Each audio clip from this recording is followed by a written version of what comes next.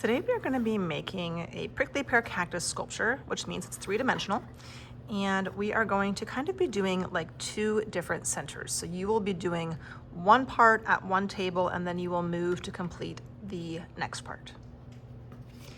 The first part we're going to do is we're going to actually kind of create the base of our sculpture. So we're going to create the ground, and we're also going to kind of create this very first prickly pear pad that will be a little bit stiffer than the rest. You're going to have at kind of the first station two different shapes. The more square shape, that is going to be your base, and the more kind of oval shape, that's going to be the prickly pear pad. On the base, we're going to start by writing our name down in the corner, just nice and neat. Usually we write our name on the back of things, but this time you actually want your name to be on the front of your sculpture. That way you can tell whose is whose in the glow gallery.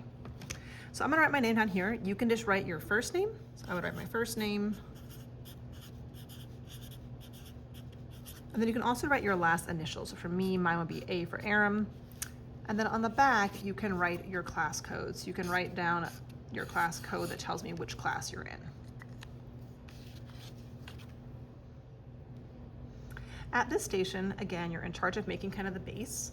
The first thing you will use is an oil pastel to create the texture of kind of that desert ground, how it looks once it kind of gets dried and cracked. So we're going to create different lines that kind of go across the entire piece of cardboard. I'm going to start by kind of protecting my name by just drawing kind of a shape around my name.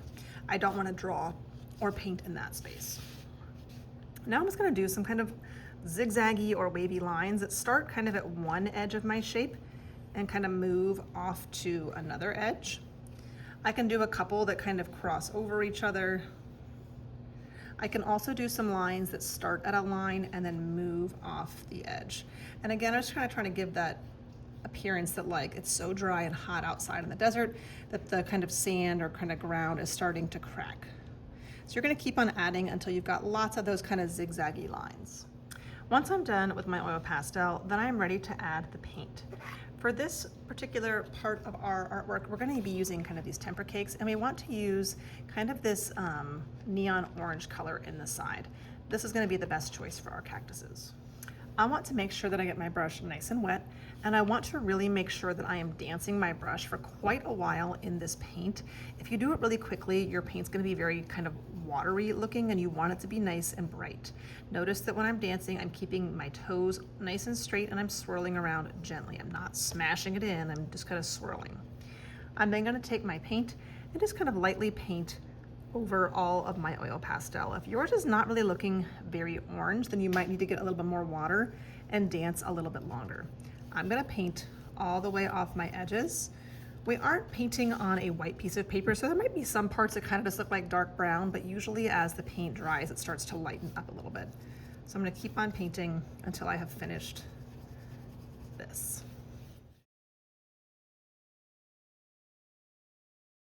Now that that's done, I'm just going to set that to the side, and I'm ready to paint kind of the next part, which is the prickly pear pad. So for this, each table is going to have kind of a little container that has some watered down paint in it, and I need to paint both sides because it's a sculpture and you're going to see it possibly from both sides. If yours looks like mine and you have some sort of paint or kind of stain on yours, it's okay. I'm going to get this, make sure it's not dripping everywhere, and just kind of paint the front side kind of quickly. If it's looking kind of scratchy, I'll just go back and get a little bit more. This one does not need your name on it because it's going to stay on the messy mat with this one that does have your name. So tomorrow, once they're dry, I will kind of glue them together. So don't worry if your name's not on this one. And if you can still see kind of that texture through your paint, it's totally okay. Even though it's wet, I'm going to go ahead and flip it over, and I'm going to go ahead and kind of paint the back, making sure I'm spreading things down so it's not super blobby, and making sure I get all the way to the edges. Okay, when I'm done with this, I will leave it in the tray so the next person can grab a clean handle. And then my entire messy mat, again, it's okay if you've got some on the messy mat that's staying, but the entire messy mat, these stay together so I know that they're both yours, and you will go and take your messy mat over to the drying rack. At the other center, you'll be working on creating kind of these textured papers that we're going to use for our prickly pear pads. You do need to also write your name on this paper, but you don't want to write it in the middle because we're going to actually kind of be seeing both sides. So on this paper, I want you guys to write your name just really nice and kind of small up near the top of this paper. And you can also write your class code. On this paper, we also want to do the front and the back because it's going to be part of our sculpture and we're going to see it from different sides. For this particular artwork, you are going to be getting a bunch of paint sticks that are kind of all different types of greens, and you're also going to get a sponge. You are not coloring on the paper. You are actually going to be kind of coloring the sponge. So the best way to do this is to make your paint stick just a little bit high up, not super high. You're going to make your paint stick stand up and you're going to take your sponge and you're going to wipe the top of the sponge or the top of the paint stick kind of with your sponge. And you might need to push down kind of hard, but you shouldn't be smashing it. I'm then going to take my paint stick and I'm going to kind of just swipe this color across my paper. Start at the edges, kind of move to the middle. You can go in different directions. If you're swiping and it kind of sort of feels like nothing is happening, then you might need to take that paint stick, stand it up, swipe a couple more times across the tip, and then keep on adding. You can do as many different types of greens or colors that are in your box as you'd like. And we are doing both the front and the back. We're going to do both sides of our paper. So you want to make sure that you're doing both. So I'm just going to kind of wipe and swipe. If you're going to change colors, you do not need to worry about cleaning off your sponge. You can just kind of use a different side of the sponge if you want to, or you can even use the same side that you already had. And make sure, some kids just do it in the middle. Make sure you're coming to your edges and you're getting some little swipes off the edges as well.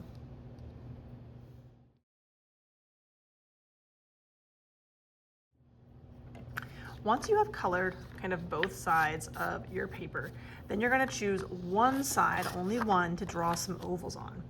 We're trying to create kind of the other pads for our prickly pear, and the goal here is variety. I don't want them all to be tiny. I also don't want them all to be huge. I want some big, some medium, and some small. You can choose any color you want. If you start drawing with one color and it seems like it's not really showing up very well, then you can always switch to a different color. So again, I'm only drawing ovals on one side. I'm going to start mine kind of at the top, and I'm going to draw kind of a nice big one first. So if you're drawing and you don't like how light that is, you could always change to a darker one.